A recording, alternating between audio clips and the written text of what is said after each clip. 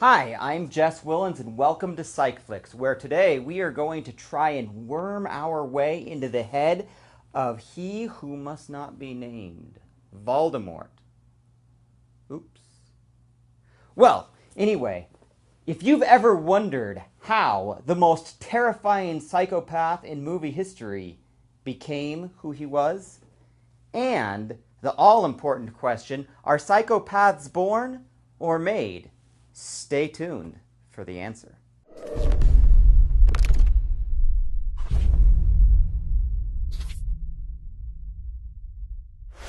Welcome to the premiere of PsychFlix, a new series where each week we are going to be analyzing current and popular movies from a psychological perspective, often zeroing in on one particular character and explaining them from a psychological perspective so that you can better understand the characters that you have come to love or hate. You may be asking yourself, what qualifications, what business do I have psychoanalyzing Voldemort? Well, I do have an undergrad and a graduate degree in the fields of psychology, and I currently practice as a psychotherapist. Psychotherapist. It's always been an odd name. It seems to imply that we therapists are all psycho. Maybe we are. I guess you can be the judge of that. But anyway, let's get back to talking about Voldemort. Now, if Voldemort was one of my clients, I would probably diagnose him with one of two, actually probably would diagnose him with two separate personality disorders.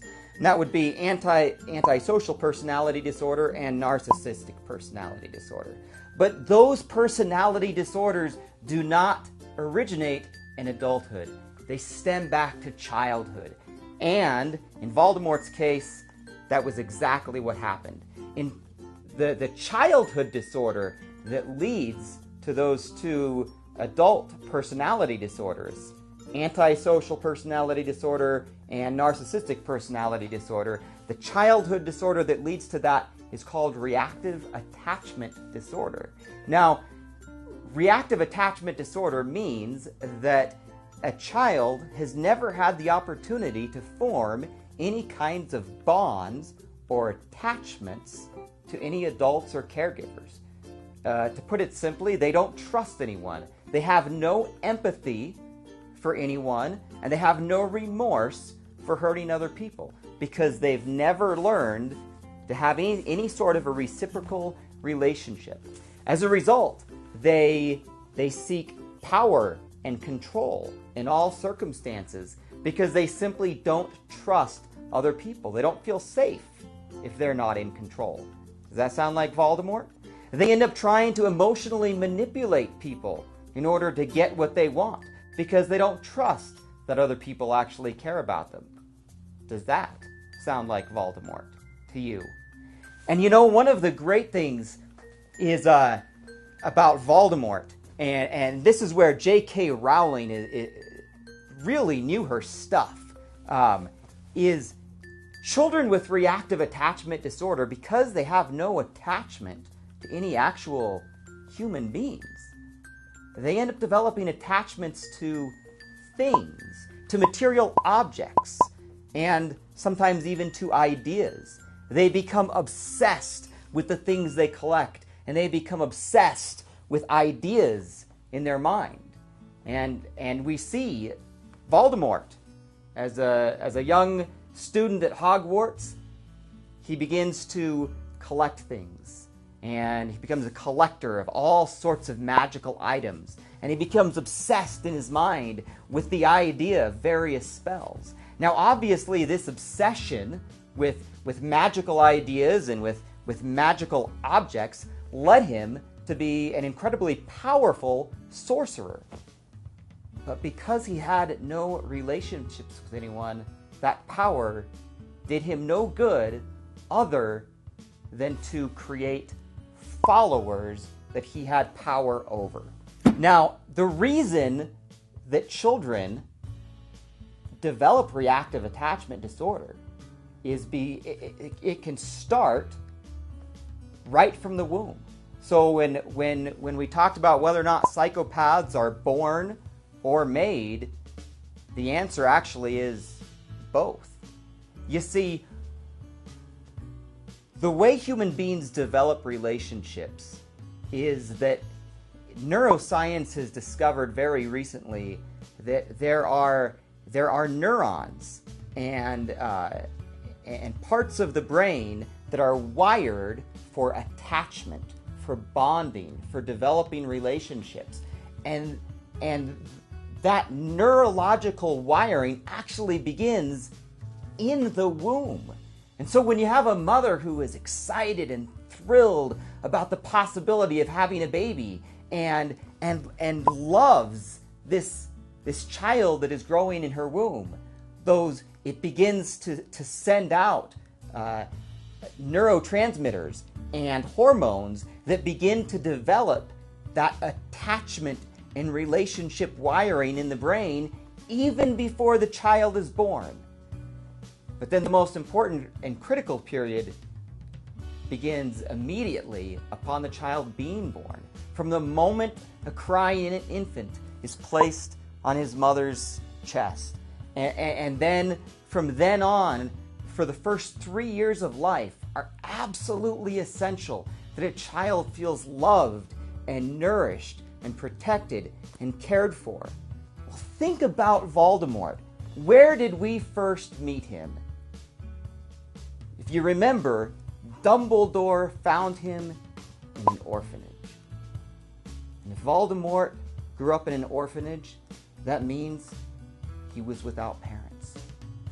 You see, Voldemort didn't have the opportunity, or Tom Riddle, as he was then, never had the opportunity to develop an attachment with his mother or father.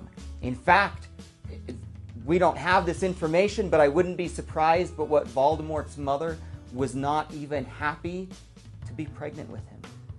And so yes, Voldemort probably did come out, probably was already born, predisposed to some extent to become a psychopath. But if he had subsequently received a great deal of love and nurturing, perhaps he could have taken a different route. But he didn't. He ended up in an orphanage where he felt alone and alienated. He didn't trust people, and as a result, he wanted to control people. He hurt people because that made him feel powerful, and he felt no remorse upon hurting people.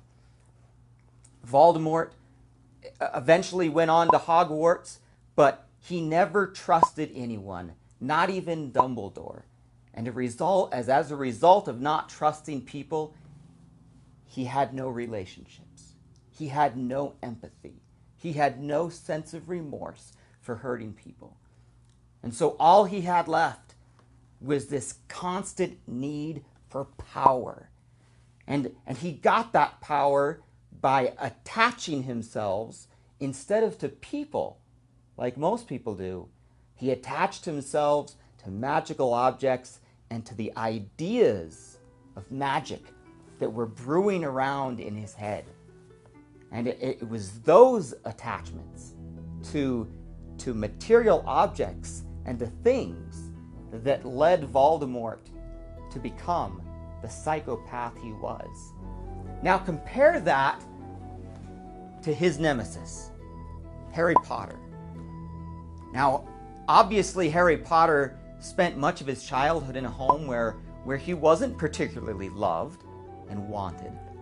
But we do know that Harry Potter was extremely loved by his parents while he was in the womb. Surely his mother was thrilled that she was carrying this new and wonderful child. And so those patterns of attachment in the brain began forming while Harry was still in the womb. And then after Harry was born, the love and the nurture and the attention he got allowed his brain to begin to wire itself for trust and for relationships, for bonding, for empathy for other people. That is what allowed him then, when he finally went to Hogwarts, to develop relationships with Hagrid and Hermione and Dumbledore and Ron and so forth. And think about that moment, that great moment in movie number 5, The Order of the Phoenix, where Voldemort is trying to penetrate Harry's mind. And Snape, of all people, has been helping Harry learn to keep Voldemort out of his mind. Because if Voldemort can get inside Harry's mind, then Voldemort can take control of Harry.